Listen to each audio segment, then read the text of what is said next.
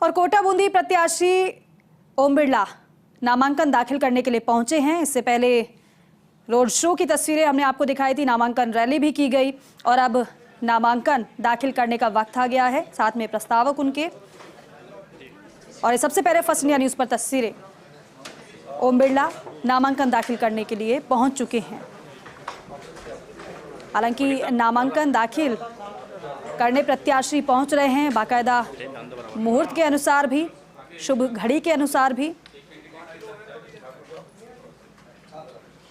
और ये सीधी तस्वीरें आपको दिखा रहे हैं कोटा से। एक बार फिर से ओम बिरला चुनावी मैदान में हैं। 2014 से लगातार जीत हासिल इस क्षेत्र से वो करते रहे हैं, एक बार फिर से जनता के बीच। हालांकि महत्वपूर्ण बात यह भी है कि लगातार जब जब बात की है उन्होंने तो विकास की, और जब संबोधित भी उन्होंने किया उस समय भी विकास को गिनाया। जो जनता की अपेक्षा है, जनता की मांग है, उन्हें पूरा किया गया है, उन्होंने कहा। –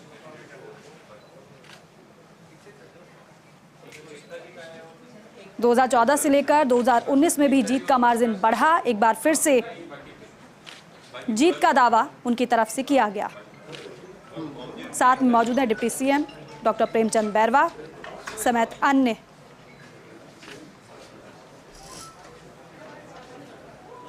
तो लोकसभा चुनाव 2024 के रण की शुरुआत हो गई है। दूसरे फेज का नामांकन चल रहा है। दिग्गज नामांकन दाखिल कर रहे हैं और ये तस्वीरें नामांकन दाखिल करने की। ओम बिरला के जो प्रतिद्वंदी हैं वो प्रहलाद गुंजल, जो भारतीय जनता पार्टी में थे लेकिन कांग्रेस में शामिल हुए, कांग्रेस ने प्रत्याशी बनाया।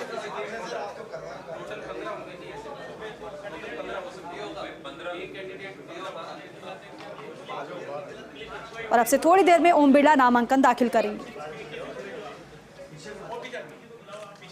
कोटा बूंदी से प्रत्याशी ओम बिरला, जो कि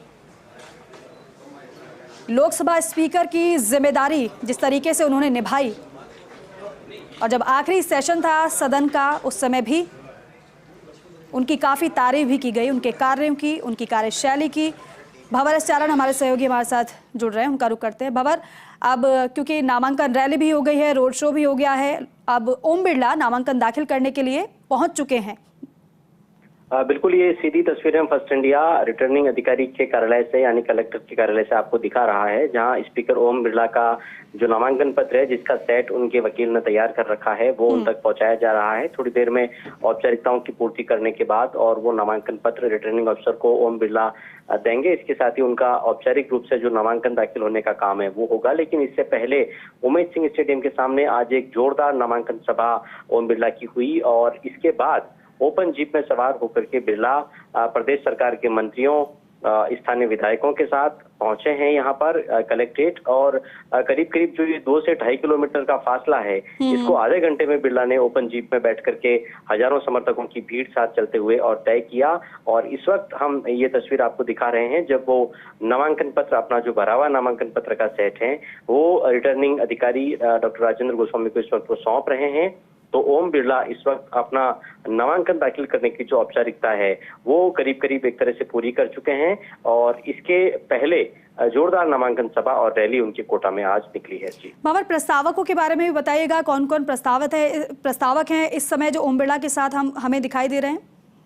देखिए, 5 ही लोग अंदर, जैसा कि आजकल नियम बना हुआ है, अलाउड हैं। तो फिलहाल अंदर जो मंत्री है मदन दिलावर, शिक्षा मंत्री मदन दिलावर, वो नजर आ रहे हैं। इसके अलावा ऊर्जा मंत्री हिरालाल नागर नजर आ रहे हैं। स्थानीय जो बीजेपी के एमएलए हैं, कल्पना देवी की बात करें, संदीप शर्मा की बात करें, वो मौजूद हैं। और साथ में चंद्रकांता मेघवाल जो कि पूर्व विधायक हैं बीजेपी की, वो भी यहाँ पर मौजूद हैं। और इस वक्त जो पहली औपचारिकताएं हैं नामांकन पत्र की वो पूरी की गई है। कुछ देर तक नामांकन पत्र की जांच का यहाँ पर काम होगा। एक बार हस्ताक्षर ओम बिरला को फिर से करने होंगे, एक शपथ उनको यहाँ पर लेनी होगी जिसमें वो देश के संविधान के प्रति अपनी आस्था प्रकट करेंगे और साथ में जो निर्वाचन आयोग के नियम और निर्देश हैं उनकी पूर्ति करने का संकल्प वो रिटर्निंग अधिकारी के सामने एक तरह से लेंगे।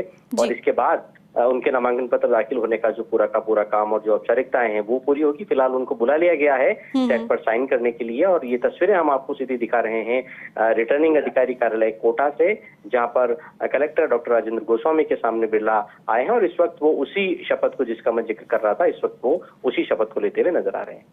बिल्कुल भंवर, और 2 बार से लगातार जीत रहे हैं, यहाँ से विकास जनता के लिए किया है और इसी को ही आधार बनाकर एक बार फिर से वो चुनावी मैदान में हैं और ये दावा भी एक बार फिर से हम जीत हासिल करेंगे और वो भी बड़े मार्जिन से।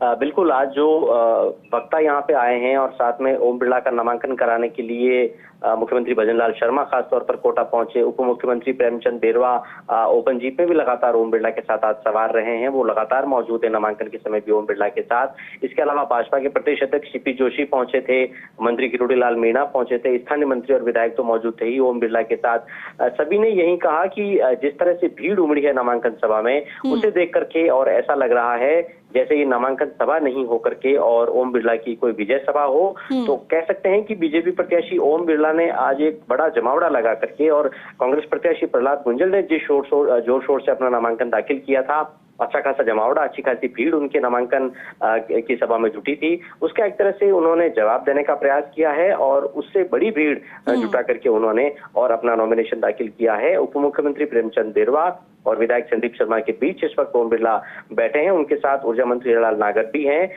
साथ में उनके साथ लगातार शिक्षा मंत्री मदन दिलावर भी मौजूद रहे हैं और इस वक्त जो नामांकन की औपचारिकताएं हैं वो बिरला पूरी कर रहे हैं। लेकिन इससे पहले उन्होंने नामांकन सभा में झुक करके, नमन करके और यहाँ की जनता से, कोटा बूंदी लोकसभा क्षेत्र के मतदाताओं से मत और समर्थन मांगा। अपने आप को भाई और बेटा बताते हुए बिरला ने जो कुछ उनसे बन पाया, जो कुछ काम उनके वजह से हो पाए लोकसभा क्षेत्र में, उसको उन्होंने गिनाने का प्रयास किया। आपदा के समय को उन्होंने याद किया, अतिवृष्टि के समय को याद किया, जब वो लोगों के बीच पहुंचे, लोगों के घर फिर से बनवाए, उनके अनाज की व्यवस्था करने का प्रयास किया। इसके अलावा जब कोरोना काल था और ऑक्सीजन की किल्लत हो रही थी, तो किस तरह से कोटा के अस्पतालों में लिक्विड ऑक्सीजन मंगवाने के लिए उन्होंने विशेष प्रयास किए और किस तरह से ऑक्सीजन की कमी नहीं होने की वजह से कई जाने कोटा में बचे, इसका जिक्र उन्होंने यहाँ पर करने का प्रयास किया और भावुक अंदाज में उन्होंने मतदाताओं से मत और समर्थन मांगा। और इसके अलावा विकास के कामों के अलावा कोटा में एयरपोर्ट का जो मुद्दा है वो भी बिरला ने उठाने का प्रयास किया। पूर्ववर्ती प्रदेश की जो कांग्रेस की सरकार है उसको उन्होंने निशाने पर लेने की कोशिश की और कहा कि जो रोडें अटकाए गए उसकी वजह से काम में देरी हुई है, लेकिन अब सारी बाधाएं दूर होती जा रही है। प्रदेश में बीजेपी की सरकार बनने के बाद 20 दिन के अंदर ही डाइवर्जन चार्ज का 48 करोड़ पैसा जमा हो चुका है और बहुत तेजी से एयरपोर्ट के निर्माण में जो बाधाएं हैं उनको दूर करके और एयरपोर्ट स्थापना की काम को गति दी जा रही है। मुख्यमंत्री भजनलाल शर्मा ने सारे जो दूसरे वक्ता थे उन्होंने इस बात का टास्क और टारगेट एक तरह से बीजेपी को दिया है कि इस सीट से बीजेपी को 5 लाख मतों से विजय बनाना है और मिशन 25 की बात यहाँ पर मुख्यमंत्री भजनलाल शर्मा ओम बिरला की नामांकन सभा में करते हुए नजर आए और जिस तरह से एक बड़ी कॉन्स्टिट्यूशनल पोस्ट पर ओम बिरला है उसका बखान भी यहाँ पर लगातार, चाहे किरोड़ी मीणा की बात कर लें, चाहे प्रदेश अध्यक्ष सीपी जोशी की बात कर लें, वो सब करते हुए नजर आए। तो एक बड़े कद के नेता हैं, अजय नेता हैं ओम बिरला। 5 चुनाव अभी तक लड़ चुके हैं, 3 विधानसभा के, 2 लोकसभा के और किसी भी चुनाव में वो हारे नहीं है, बल्कि हर चुनाव के बाद उनकी जीत का जो मार्जिन है वो बढ़ता रहा है। तो अब चुनौती ओम बिरला के सामने 2024 की है और उस चुनौती के पायदान पर इस वक्त ओम बिरला खड़े हैं और लोकसभा प्रत्याशी के रूप में लगातार तीसरी बार बीजेपी की सिंबल पर यहाँ अपना नॉमिनेशन दाखिल कर रहे हैं। बिल्कुल भंवर, और चुनौती की आप बात कर रहे हैं, लेकिन जिस तरीके से उनकी बॉडी लैंग्वेज हमने देखी रैली के दौरान भी, रोड शो के दौरान भी, हम नामांकन जो दाखिल कर रहे हैं, लेकिन वो चुनौती उनके ना तो हाव भाव में नजर आ रही है, ना उनके चेहरे पर दिखाई दी, कि सिर्फ आत्मविश्वास नजर आ रहा है, क्योंकि वो लगातार ये बात कह रहे हैं कि हम सिर्फ बात नहीं करते हैं बल्कि हम जो वादे करते हैं उन्हें पूरे करते हैं और यही वजह है कि लग रहा है कि आत्मविश्वास का आधार उनका विकास है। बिल्कुल, और इसीलिए बार बार मन से आज ये कहा गया ओम बिरला की नामांकन सभा में, चाहे वो मुख्यमंत्री का संबोधन हो, चाहे वो ओम बिरला का संबोधन हो, चाहे फिर प्रदेश भाजपा अध्यक्ष सीपी जोशी का संबोधन हो, कि कोटा से जो भी वादे किए गए हैं, प्रदेश से जो भी वादे किए गए हैं, हर वो वादा पूरा किया जाएगा। कोटा के एयरपोर्ट को मुख्यमंत्री भजनलाल शर्मा ने मोदी की गारंटी कहा और कहा कि मोदी की गारंटी उस गारंटी के पूरा होने की गारंटी है। तो कहीं न कहीं जनता से, मतदाता से कनेक्ट करने का प्रयास किया गया, उसको भरोसा दिलाने का प्रयास किया गया है कि जो भी उम्मीदें और वादे जनता से किए गए हैं, ये सरकार उन सब उम्मीदों और वादों को पूरा करेगी। और देखिए, खास बात ये भी दीपिका देखने को मिली कि जब कांग्रेस की नामांकन रैली थी तो उसमें बार बार बीजेपी के प्रत्याशी ओम बिरला का जिक्र होता रहा, उनके परिवार के जो सदस्य हैं और जो नेता हैं उनके परिवार से उनका जिक्र होता रहा, लेकिन बीजेपी की नॉमिनेशन रैली में कांग्रेस कैंडिडेट का नाम नहीं लिया गया। तो आप इसे आत्मविश्वास कह सकते हैं या फिर कोई स्ट्रेटेजी कह सकते हैं, लेकिन जिस कॉन्फिडेंस की बात आप कह रही थी वो आत्मविश्वास जो है वो इससे नजर आता है कि एक पॉजिटिव लेंथ के साथ ओम बिरला इस चुनावी मैदान में जाते हुए नजर आ रहे हैं। कोई बहुत यहाँ पर उन्होंने राजनीतिक आरोप प्रत्यारोप करने से अपने आप को बचा के रखा और सीधे तौर पर अपने काम गिनाने का प्रयास किया और जनता को ये भरोसा दिलाने का प्रयास किया कि चाहे कोटा एयरपोर्ट की बात हो या फिर पेपर लीक के दोषियों के खिलाफ सख्त एक्शन लेकर के और युवाओं में उम्मीद जगाने वाली बात हो। जो भी वादे यहाँ पर किए गए हैं वो सारे वादे पूरे होंगे, उन वादों को पूरा करने पर तेजी से काम किया जा रहा है और जो वादे अधूरे हैं उन्हें भी पूरा करने के लिए हम दृढ़ संकल्पित है। देखिए, नॉमिनेशन दाखिल करने के बाद ओम बिरला इस वक्त आरओ कार्यालय से बाहर आ चुके हैं और इस वक्त जल्दी उम्मीद की जा रही है कि मीडिया से ओम बिरला की और साथ में जो दूसरे नेता उनके साथ नॉमिनेशन दाखिल करने गए हैं, जिनमें डिप्टी सीएम प्रेमचंद बेरवा, कोटा के स्थानीय मंत्री विधायक मौजूद है, उनकी शायद बात हो। तो ओम बिरला फिलहाल नॉमिनेशन अपना दाखिल कर चुके हैं। एक बार फिर से मैं आपको अपडेट कर दूं, नॉमिनेशन दाखिल करने के बाद कलेक्ट्रेट में जो रिटर्निंग अधिकारी का जो कार्यालय है उससे इस वक्त वो बाहर आ चुके हैं और जो स्थानीय नेता उनके साथ मौजूद हैं वो उन्हीं सब स्थानीय नेताओं के साथ इस वक्त वो जल्दी शायद प्रेस को संबोधित करेंगे और पत्रकारों से भी बात करेंगे।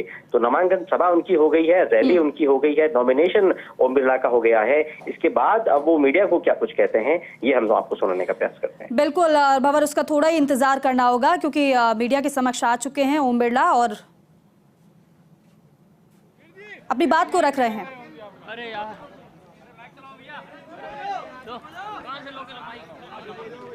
लगाओगे कहाँ से? लगाओ यार, ये लगे यार, देखो ना यार, अरे फ्रेम ही नहीं बन रहा। अरे छोड़ो नीचे रखो थोड़ा माइक को। मुझे हमेशा मिला है उनका आशीर्वाद, उनका प्यार, उनका स्नेह एक भाई के रूप में बेटे के रूप में मैंने पुनः कोटा संसदीय क्षेत्र से आशीर्वाद लगाया। मैं कोशिश करूंगा कि जो विश्वास भरोसा रखा है उस विश्वास भरोसे को और कायम रखूं और नरेंद्र मोदी जी के तीसरे कार्यकाल में हम देश के अंदर प्रगति, खुशहाली, समृद्धि और हमारी शक्ति सामर्थ्य और बढ़ाकर तीसरे कार्यकाल में अभूतपूर्व निर्णय और फैसलों से इस देश को आगे ले जाएं। क्या जीत और प्रचंड होगी इस बार? सारे देश के अंदर मोदी जी के प्रति अति विश्वास है। मोदी जी का तीसरा कार्यकाल देश की जनता इंतजार कर रही है। देश की जनता चाहती है कि 10 साल तक जो उन्होंने काम किए उन कामों को आगे बढ़ाना है, उन निर्णय, फैसलों और नीतियों को आगे बढ़ाना है। सर, कोटा को लेकर कुछ विशेष योजना आगामी जब आपको आगे मौका?